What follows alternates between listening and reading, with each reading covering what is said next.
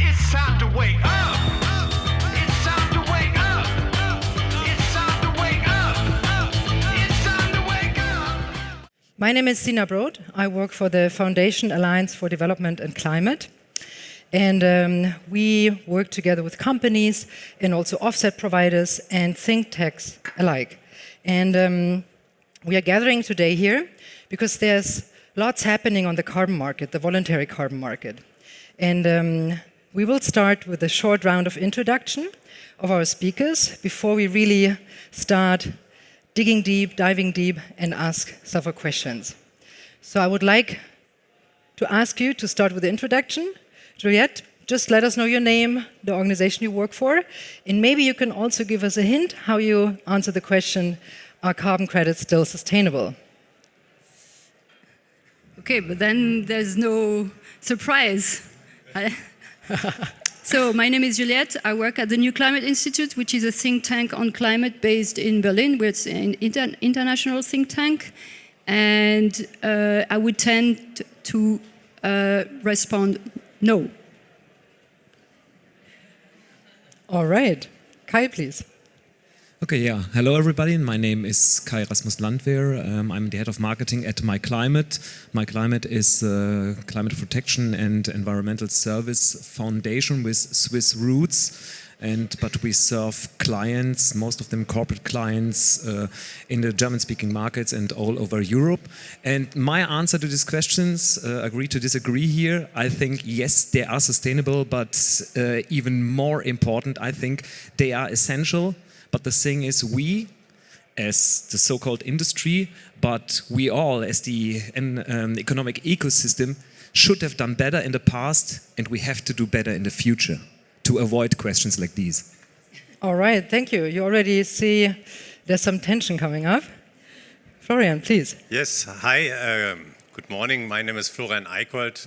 I'm advisor since 20 years in this market. I'm working with governments, standards, and corporates in this market. So I have various perspectives on it. And yeah, if they are still sustainable, I would say maybe if. Yeah, so there are many things that have to be fixed. We are in a time of huge transformation, which comes along with many risks, many failures, but also with opportunities if it's done well. Yeah, thank you. And Karsten, please. Yeah, hello everybody. Karsten Miede. I am Director Energy, Sustainability and Business Development at a Volkswagen Group subsidiary company, which is called VW Kraftwerk. Although it's a subsidiary company, we are responsible for the Volkswagen Group worldwide development of and climate protection projects. We purchase all the respective credits for Volkswagen Group worldwide, managed credits, and use them for our internal customers like Audi, Porsche, and so on and so on. Yeah, well, are they sustainable? I would think they are. But what is key is that the credibility remains high. As far as I'm concerned, I'm convinced as long as there is not the highest grade on dependency that the goals that a carbon credit should achieve will be achieved, they will lose reputation and they will diminish in the market. Right, yeah. So we are starting off quite, with a lot of knowledge and experience here. First of all, why do we actually come up with this question? Those of you who are into that market, the voluntary carbon market, probably observed that there's been a lot of dynamics in the recent years. We got press that was very critical about certain carbon offset projects. At the same time, in the past 2 years, quality initiatives developed in order to raise ambition and have better standards enforced. And also the claim climate neutrality is not in use anymore, but it was used widely. And we have a new European Union regulatory framework on that regarding the Green Claims Directive. So we really have to ask ourselves which role carbon credits can play and will they be sustainable in the near and long-term future or not?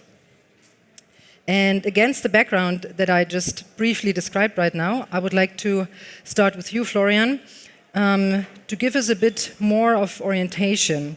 How do you classify the instrument of offsetting at the moment? Offsetting and the carbon market, how it is today, is basically an instrument that was created under the Kyoto Protocol. It comes from the initiation of the Kyoto Protocol and was a long time a flexibilization instrument for governments to achieve their targets by buying credits. And what the companies, the corporates, did is to copy this system for voluntary purposes. They said, okay, if governments can use that international transaction for carbon credits, I can also do a voluntary pledge to achieve a target, maybe in such a years, such a level of decarbonization, and I buy carbon credits to easier get to that point. But now the Kyoto period is over. It ended in 2020, and we have a new agreement, a new global agreement, the Paris Agreement, which sets new rules also for carbon standards. So this copying of this old Kyoto system does not work anymore. The Paris Agreement has a total different dynamic than the Kyoto Protocol. Under the Kyoto Protocol, you had only very few countries, only the rich industrialized countries with targets, and they could buy credits from less developed countries.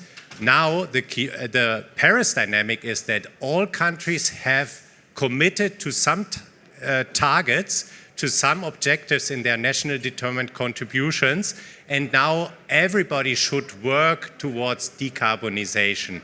And the question here now is how to raise the ambition of these NDCs and how to implement that. And in these systems, carbon credits make a total different story. It's totally different and functioning different. You have international accountant rules for shipping carbon credits from one place to another, how to use that. This is differently defined in the Paris Agreement. So the voluntary carbon market who copied the Kyoto system cannot continue now like that. Yeah, it doesn't work anymore. We have to adjust to the new framework, new rules, only if we find sustainable and suitable, legitimate solutions. This market will be a trustworthy market, but we have to think if the carbon transactions are really the right instrument. There are other instruments that came up that maybe fit better to the Paris Agreement. So yeah, that's where we are at the moment, finding the new role of carbon credits here. I would like to ask you one more question, thinking of project developers like myclimate. Does this also mean that you expect under Paris that climate projects have to be more holistic, the way that they are designed? Well, yeah, I mean, I can also answer this question. I think it's not only about carbon. We have three crises. We have pollution crisis, we have the climate crisis, we have the water crisis, the sustainability crisis. So if you want to design a project that is attractive to many actors, you have to address all different crises, biodiversity as well, in a synergetic way. And also for the host country where you implement the project, most of the time the question is, how do you create jobs? How do you set up new companies? They are struggling with food systems, biodiversity loss. So how can your project that is targeting emission reduction also contribute to other systems? If you find a holistic solution here, that is more appealing also for corporates to support that, because it really fits to the needs of the people. Right. That's an important keyword, support of companies, support of the private sector. As we all know that there's quite a big gap regarding financing, financing support to reach also the sustainable development goals. And the private sector is really asked to get more engaged And I would like to invite you to answer the question, how does Volkswagen, for example, as a global player, deals with this responsibility to decarbonize the company, but also engage further into climate finance? Well, Volkswagen has a clear goal to first reduce the emissions, afterwards to convert the emissions in terms of use of renewable energy, and only at the third step for unavoidable emissions we try to compensate. We started compensating with credits coming also from avoidance projects like RED Plus and so on, and now experience that it is hard for a company like Volkswagen to avoid, to compensate with avoidance credits in a huge scale, because there are particularly these projects, these type of projects are often in the press, and Volkswagen is one of the most, let's say, attractive targets when it comes to criticizing certain projects and the use of the credits that were designed there. So what we did is, we said, there will still be, over the next decades, there will still be unavoidable emissions that we have to deal with, that cannot be avoided, or at least that cannot be avoided with a reasonable price. So that there will be, over the next decade, some kind of remaining emissions that we have to deal with in terms of compensation. And we did two things. First is, as I said, credibility is key. So we decided that we want to make sure that the highest dependability, as I said, that the targets that were set for a project that creates carbon credits will really be achieved. We can only make that sure by having, let's say, the most close touch to the project in terms of let's develop the project ourselves. So we founded with a very respectable partner in the market, an own subsidiary company that is designed only for developing projects, for creating carbon credits in terms of removal as well as avoidance credits for the use of Volkswagen and for the use of our partner. And what we make sure is that the projects that were developed in this company or by this company were of the highest grade of reliability, were of the highest grade of credibility, in order to make sure that we really achieve our goals. Right. Yeah. This is actually a very valid point, because reputation is important, right? Absolutely. And having carbon credits and own projects with a very low quality, where we maybe have issues with calculating emission reductions rightly, you have the press basically on your doorstep. That's Every true. day. Yeah. And how do you ensure this transparency? How do you ensure the quality? Well, as I said, they are a company which is designed only to produce credits for their two mother companies, and there is a staff of more than 20 people who are really experts in their business on one hand side, and what we do is that we have a permanent refinement process for the internal due diligence for the projects. Meanwhile, a due diligence for a project that from which we buy credits on the spot and forward market. We do not only develop credits in the company, but we use them also for purchasing credits on spot and forward markets. A due diligence for a new project lasts between 6 and 8 months. So when we want to purchase credits for this year, the time has already elapsed that we can do that, because we have to let's say, start the purchasing process not later than May, in order to make sure that the credits will be delivered this year.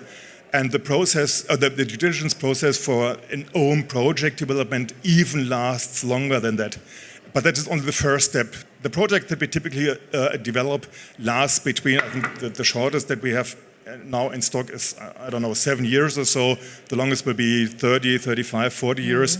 So what we do is that we make sure that there is a permanent revolving process of auditing the project and the outcome of the project, in order to make sure that there is not only a let's say, photo of what we expect from the project, but a permanent process that keeps the quality of the project high. Right, yeah.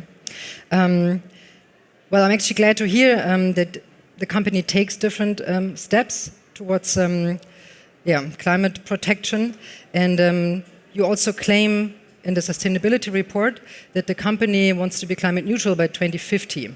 At the same time, when I think of the Carbon Monitor report, I see that many companies that set themselves really, really great goals, SBTI-based goals, that the activities are missing.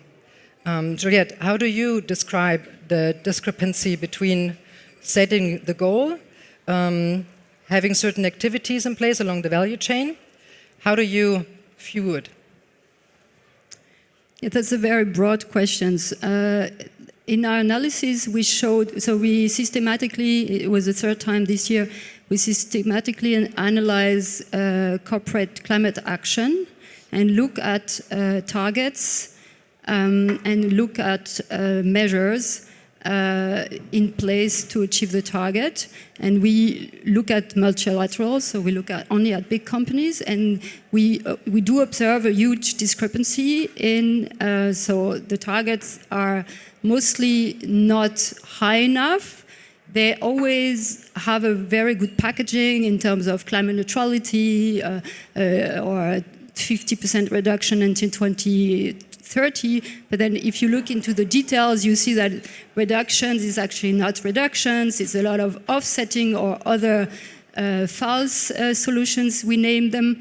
So we just see that for us, climate neutrality, the term, is only legitimate at global level, and a corporate actor or myself, I can also not say I'm going to set a target to be climate neutral through 2030 or 2050, because it only works as a global system. It's not possible for an individual actor to be climate neutral, because the chances, if you do this, you take the reductions from somebody else and you claim them for yourself. And this is what happened a lot under the Kyoto Protocol, as you said. And in the voluntary carbon market, this is still possible because, as the name says it, it's a voluntary carbon market. There is no regulation behind this. I can say, this is my tree, and I can give you a certificate. This is not illegal. It's okay, you can do this. Of course, people might ask you, are you sure this is your tree? And the tree was already there, right? So, I mean, it's not very additional. But it's a voluntary carbon market. There's no rules. And that is why we think the whole voluntary carbon market is not a legitimate instrument, and it's actually used for greenwashing mostly, for companies saying, I'm climate neutral, I'm on the basis of reductions I'm doing through a project in Peru. But did you ask Peru if Peru needs these reductions for itself? Because, as you said, Peru, now under the Paris Agreement, also has a target to achieve. And if you take the reduction from Peru, Peru might have a problem to achieve its own target. So that's what I'm saying. How about the corresponding adjustments then? If these are in place for the carbon credits? I mean, the corresponding adjustments are the big hope. There's none on the market. A lot of people say this is going to be very complicated. Mm-hmm. This is also high transaction cost, so it's also not going to be cheaper. And that is why the alternative, and we wrote a lot of studies about this, are climate contribution. So basically, if I take Volkswagen, you set yourself a target, you already did that. And of course, until you achieve zero emissions, which is the target, there are still emissions being there, and for that you should adopt a carbon price, so an internal carbon price of 100 euros at least. And with this budget, you can fund projects in the Global South, but you do not claim these are your own reductions, which means basically you do classical climate finance. You do finance this project in Peru, but you don't say it's your emission, it's your reductions. Also, you cannot say you're climate neutral. But of course, that's not very sexy or attractive to companies, because they want to call themselves climate neutral. Mm-hmm. We'll talk further about this. I would also like to invite Kai to give us his opinion on how to support companies to find the right way, whether it's offsetting or climate finance, How do you go about it from the perspective as a project developer? So I would like to go a bit more into detail because there are so many balls actually in the playground here in our discussion, and there were so many trigger words coming up like corporate greenwashing, climate neutrality. So I would like to put it into our perspective. So yes, so myclimate, we were one of the forerunners in the establishment of the system of voluntary carbon offsetting. That's what we started with 22 years, 23 years ago. And we were one of the organizations that raised this little child of compensation, of climate neutrality. And we raised it and it became mature. And then suddenly we decided, and for very good reason, what Juliette said, okay, yeah, we have to send it to the desert or even kill it, because we don't talk any longer about climate neutrality, even about compensation, which is from the marketing perspective, and I'm the marketing guy, pretty difficult because, okay, yeah, you can talk about climate contribution and there's this super nice concept, very good concept of beyond value chain mitigation, but it's hard to cope outside of the market.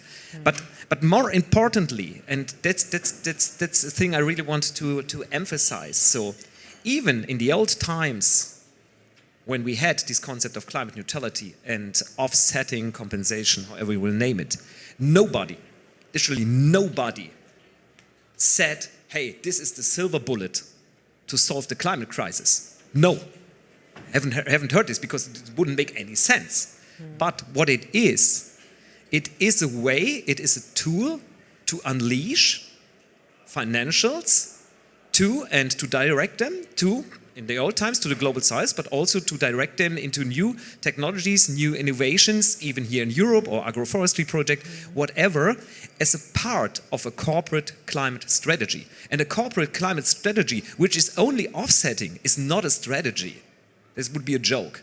But you won't see this outside, I guess. A corporate climate strategy, and that is what we, coming back to a question, what we try to help companies is to find ways to avoid CO2 emissions, to set up strategies, to set the right targets and also the path, the reduction path, because it's easy to set a target, but you need to have the reduction path behind it. So really, and also to measure it and to see, are you on the right track or not? And last but not least, also to take on responsibility for your existing carbon emissions.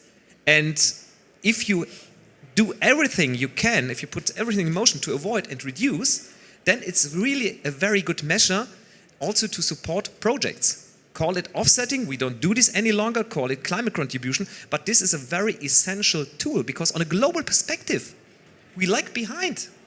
We still emit too much. Yeah, we are way behind our targets. And also we haven't directed the financial support we should have directed years ago. Right. So any additional action it's definitely would help, important to not also dismiss the benefits these projects brought up, right? I would like to dig a little bit into co-benefits, for example.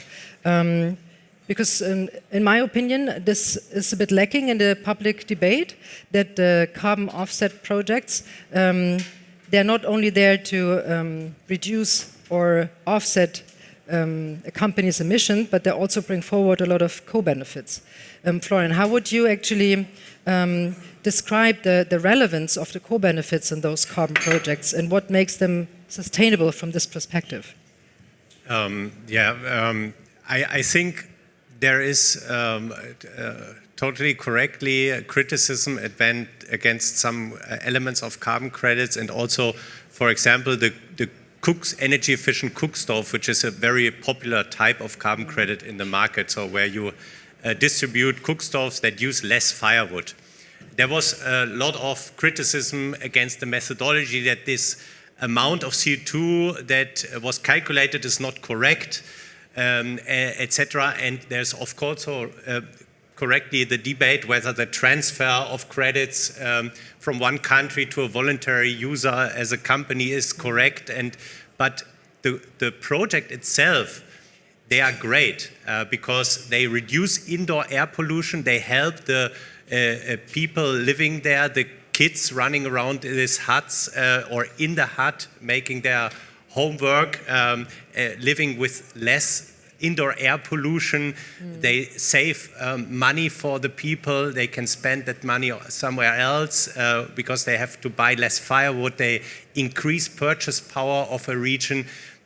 So that is very support valuable. the energy transition in rural I areas, for example. I visited a factory in Rwanda, for example, together with the Minister of Environment, who said this project is great. It gives people jobs, and we have people working there, and creating products that are demanded. So these are the values, and the big question here is also, how can we motivate companies like Volkswagen to keep on spending their money on good projects? That was the tool, the offsetting tool was one of the vehicles to bring in money and bring money to these nice projects. But now we have to rethink the structure of this tool. Exactly. Maybe it is offsetting, next type of offsetting, or if you call it climate contribution model. But we have to keep on motivating the company to spend. I would like to address this question to both Juliette and Karsten, because I would like to hear your perspective on the topic, where you see possibilities to incentivize companies, but also from the company's perspective, what's the real deal actually? Juliette, please. Yeah, to me, it's always surprising that we still talk about voluntary climate initiative, because we have the Paris Agreement. We have, in Germany, we have a climate law with a net zero target 2045, 20 years from now. So there is nothing voluntary that you do on climate, and I just don't understand why a company can still say, well, I set myself a target, which is actually not in line with this, and then I buy a few projects somewhere, and then I call myself climate neutral. So actually, we need to get away from this idea that anything that has to do with climate protection is voluntary, and it's the same. The same is for finance. Finance.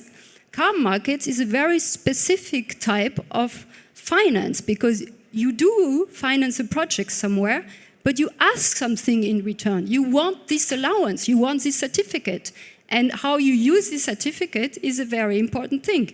Maybe you just don't use it, you don't claim it somewhere, that's okay, or you claim it and you say you're climate neutral. So that's one point. Second point is the price.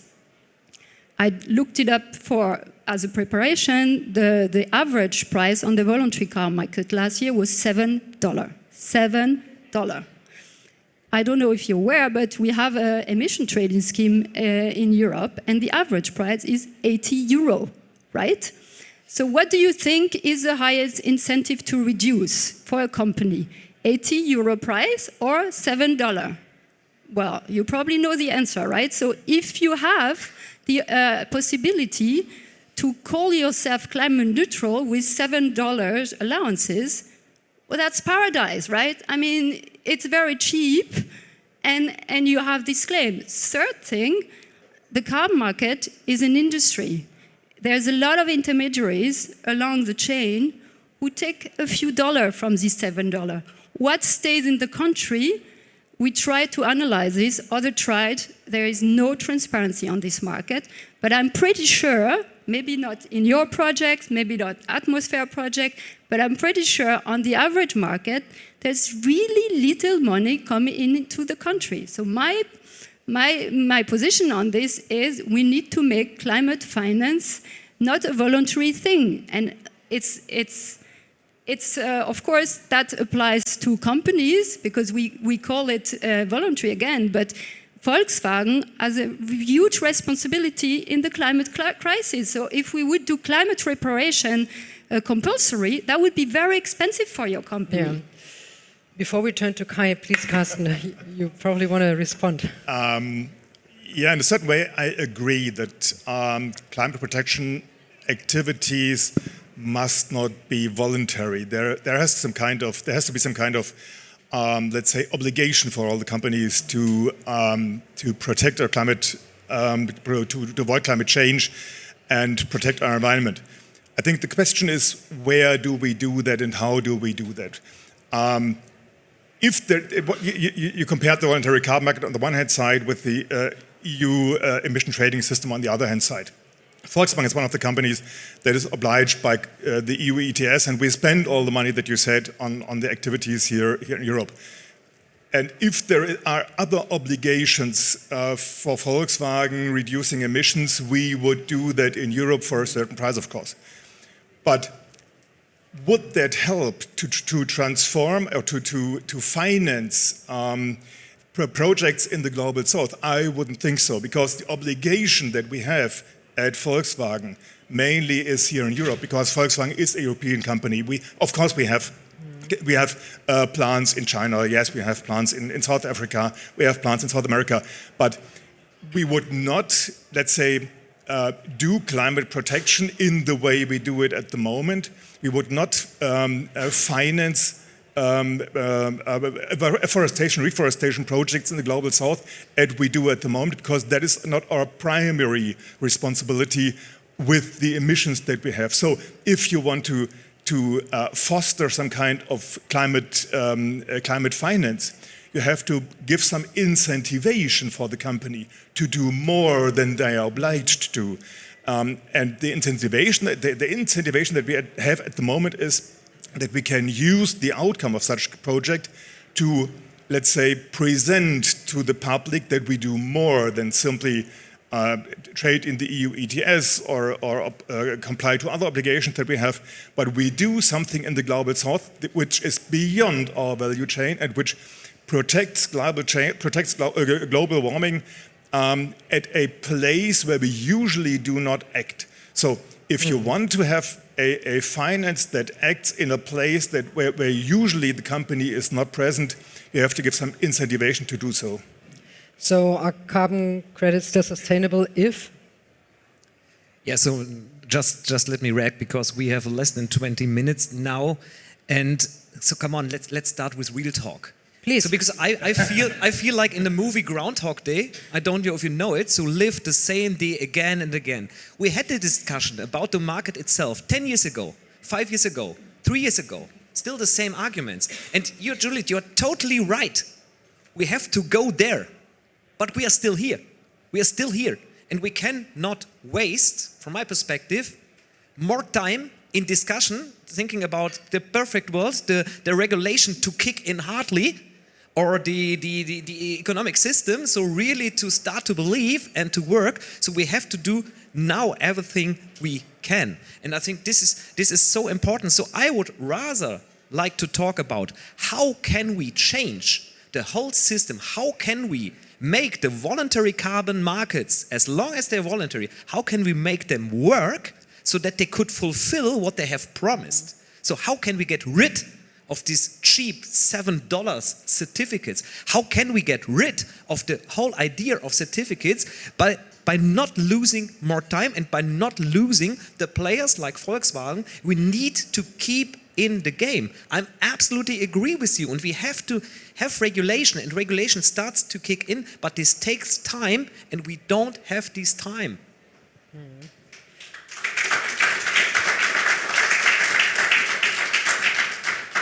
Juliette, would you like to answer directly? Yeah, I find it surprising that you ask me this, because I've been working 20 years on the car markets, and I've published probably 20 studies on how to make them work, but nothing happened.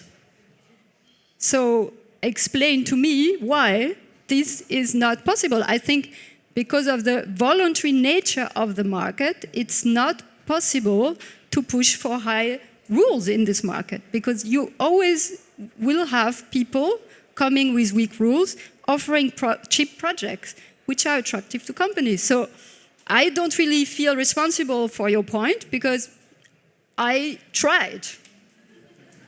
I didn't make you responsible. That was not my intention. No, but I would really like to focus. So, and it would be great to hear your insights.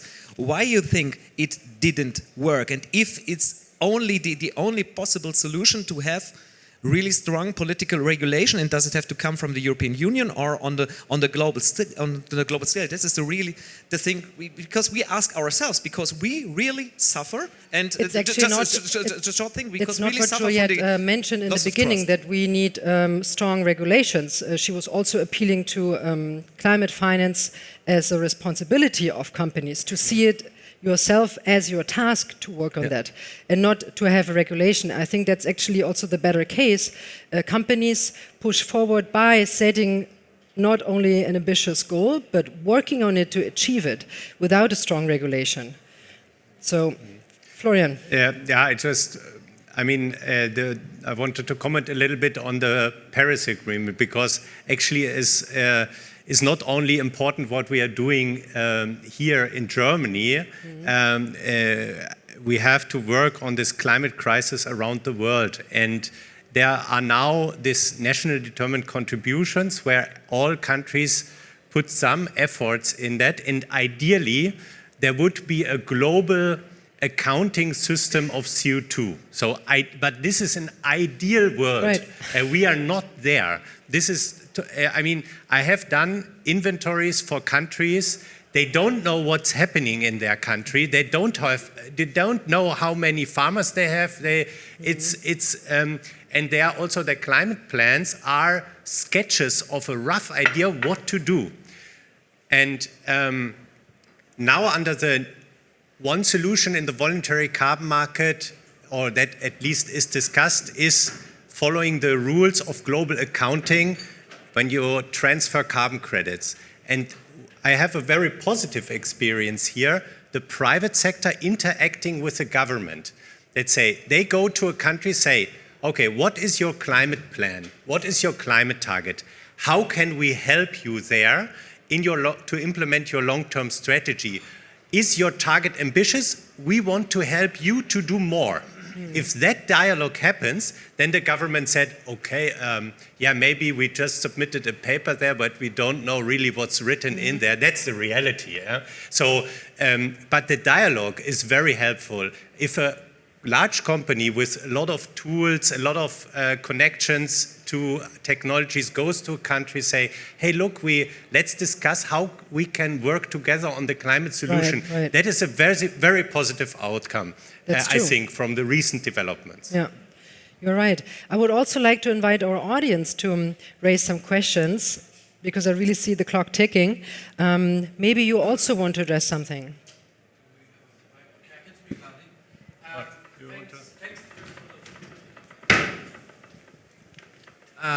Thanks for the talk. It was really interesting. A question maybe mainly to Juliette. I don't know, have you any findings if carbon certificates lead to reduced engagement in carbon reduction, so that if companies say, yeah, we have carbon certificates, so why should we do reduction first?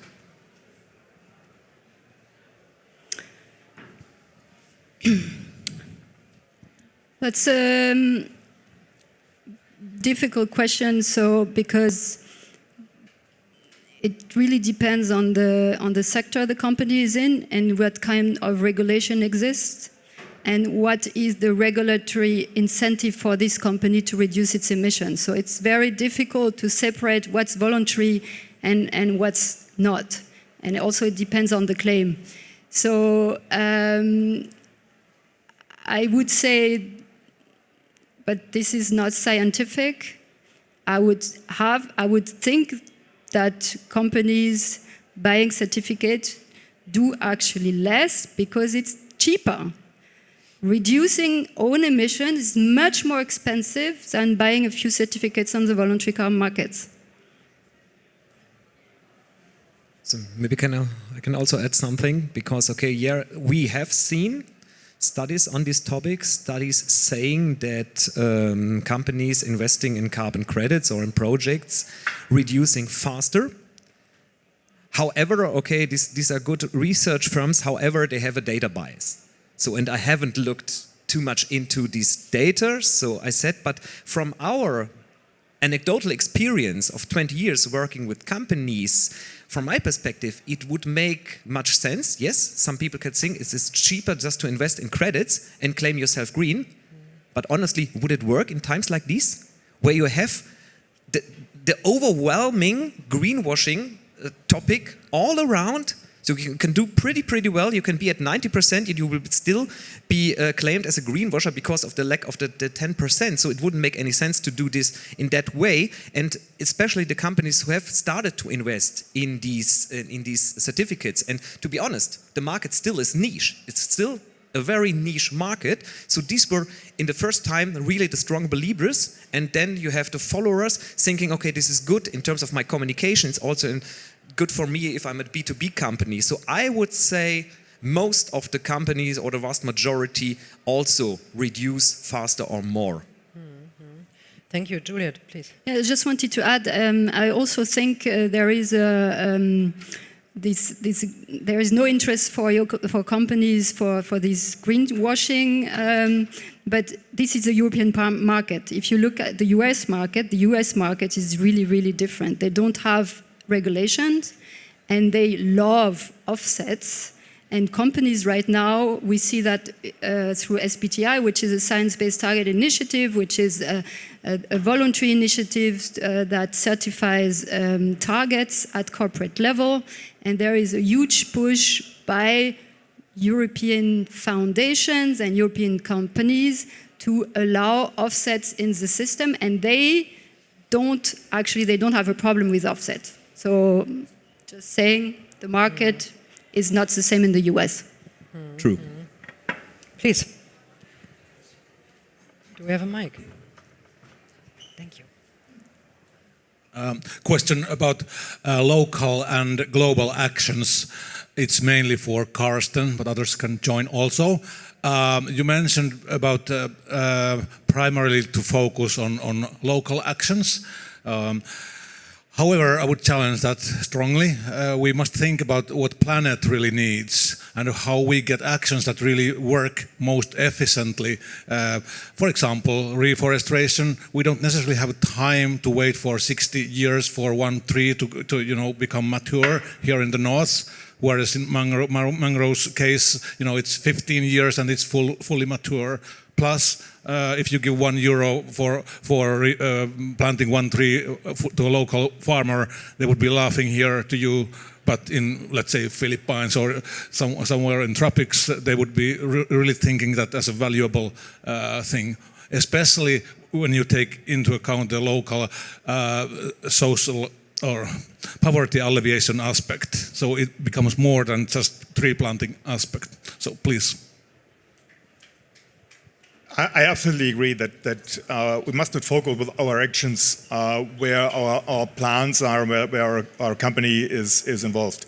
So what we do actually is that we scout with our own with Volkswagen Climate Partner, which is our subsidiary company, which is supposed to develop these kind of projects, the whole world, and find those places where the money that you let's talk about is spent best in order to make sure that the highest outcome in terms of avoidance, or what we focus on is removal, will be achieved, that we have SDGs be achieved within the project, and that we also support biodiversity. So when I talk about a local activity, I was referring to what Juliette just mentioned by being obliged to do something. And being obliged to do something must, I think, focus on where our plants and business activities are.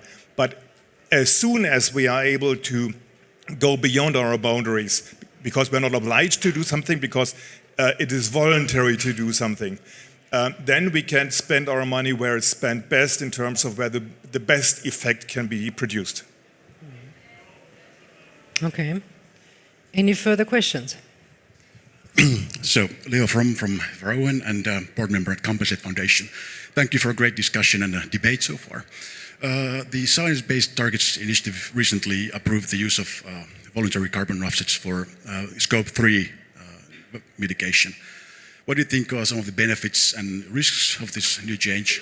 And also, the Volkswagen Group, which has made a commitment to the SBTi, how would companies such as the Volkswagen would approach this new sort of relaxed rule? Thank you. Juliette, do you want to start? Yeah, so the SBTi board has proposed its rule. It's not approved yet. We're fighting still, and we will not give up. So when you look at emissions profile from company, 85% is scope 3, so that would have a major impact. And actually 85%, so that's the supply chain. And for us, it's really clear that countries from the global south would have much more out of decarbonization of your supply chain than buying offsets. So it would be interesting, I don't know if you can give us a number, how much of your supply chain is in the global south. It's probably not that high in comparison to Nestle, or you don't know the number. That's also interesting. Because I think for countries from the global south, if the supply chain there would be decarbonized, that would also mean major technological transfer from the north to the south, and they would be protected from the worst consequences of the climate crisis, which is not the case for offset, by the way, because if you buy an offset, you just give, or you might give Volkswagen the right to emit 1 ton more, or Germany, or whatever. So that's why I think decarbonization or reduction is also much better for the global south than the global north, and we need to stop this myth that carbon markets are a major source of climate finance for countries from the global south, because we've never seen that. The question that remains is then, if everything goes along the value chain, will there still be budget left from the companies to further invest into climate finance? Not sure about that. It is climate finance, yeah. If you decarbonize. Yeah, it's one part, but would we also talk about it in the contribution claim model, for example? Additional money would have to come from the private sector. And my question mark remains regarding this additional money. How much budget will be then left if, of course, you invest a lot more along the value chain? I think that's a super difficult question, because if you are asked to decarbonize with all the budget you have, you have nothing left. Yeah, so it's always a difficult decision if you would give a portion of this money to spend outside your value chain. Yeah? But of course, your own value chain is also part of other value chains of other companies. So there's also an element of sharing the responsibility of a value chain. Sometimes companies are made responsible for their entire scope 3 emission, but of course they share this responsibility somehow also with other companies. But I agree that the focus should be also on decarbonization of the value chain. Right. Maybe just quickly, so I just would like to go back to the time perspective, the time frame. So yes, the supply chain, so we have to decarbonize it, and it's more than 80%, absolutely true, but this is not done within 1 year or 2 years or 3 years. And Karsten, you can agree on that. So, and what the proposal of the board of the SBTi is definitely not the right direction. The other thing, or they said, or their statement on beyond value chain mitigation, that is a good thing to do it additionally. I think this is the one chance we have also to cope with this time dimension. So to have a concrete action right now, best case along the supply chain, or at least in the countries there, with these benefits you mentioned for the local people there, and this along a long-term reduction strategy, and not as the final solution to reach your SBTi targets in 2035. Thank you. And I think the second part of the question is still open. What is Volkswagen as the obviously present example doing with the announcement from SBTi, or let's say the supposed change in policy? Well, to be honest, that hasn't been met at Volkswagen with great applause. The current strategy of Volkswagen is to make sure that we really reduce emissions from our supply chain, and focusing on certain points like green steel, which is supposed to be let's say, available in an overseeable time frame. Circular economy that has effects on aluminum that we use. And what I expect, but that is my expectation, we haven't discussed that internally so far, is that the amount of carbon credits that we purchase won't raise because there is some kind of free space coming from SBTi or so. So the strategy is still reducing and avoiding. All right. I need some clue from backstage whether you are fine if we go a little bit on. 5 more minutes maybe, then we take 2 more questions. Hello, I have one question. I've had a pleasure, or displeasure of writing about this current debacle in SBTi. How are we to trust them after a situation when board releases such an important statement without discussing it with people who have an actual merit in the science with advisory group? Also, SBTi is one of the largest luminaries in the field, but we also have to remember they are backed by, for example, Bezos Foundation, which has its own interests. So are there any alternatives? And also I think that here there was a mention of some anecdotal experience in terms of findings of carbon offsets with such a pressing issues relating to climate. How are we to trust anecdotal experience when, well, science is uncertain? Thank you. Yeah, I think that is a big problem in the voluntary carbon market. You have actually almost only private actors that are subject to lobbying. Yeah, so we are lacking at the moment a global governance system for carbon credits. In Article 6.4 was approved in the Paris Agreement that should regulate it, but it's not operational. So, and in this space, a lot of private actors are active. Actually, Science-Based Target Initiative was a great initiative to push companies to do more in their scope 1 to 3 emissions, and it is one of the admired, or was maybe one of the admired organizations that bring dynamic into this sector.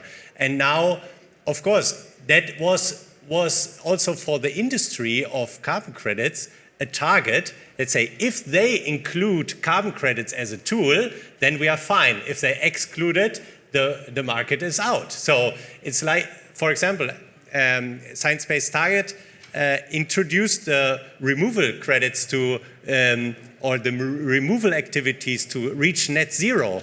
And suddenly everybody was running behind removal credits. Yeah, so these organizations influence a lot the market. It showcases the dynamics, actually. Yeah.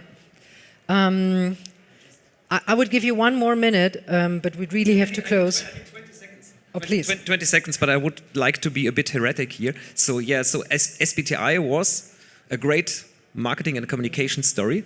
And there's a very good idea and science behind this. But to think and to have the hope, so this is the one solution that fits everything. That is not true. It can't be true in a world of the dependencies. It was a good tool, but there are still other good tools outside. And so maybe we can bring SBTi a bit back to earth and integrate it in our tool system. Juliette, last one from you, or you are okay with that statement? I could say a lot, but I think everything has been said. Thank you so much for this vivid discussion. We'll continue to observe the market and what's going on. From the foundation's side, we will publish a study on the contribution claim model. We will include a lot of what has been raised. Also look into alternatives to carbon offsets. And yeah, thank you very much for joining today. Thank you again. And let's work on it. Bye. It's time to wake up.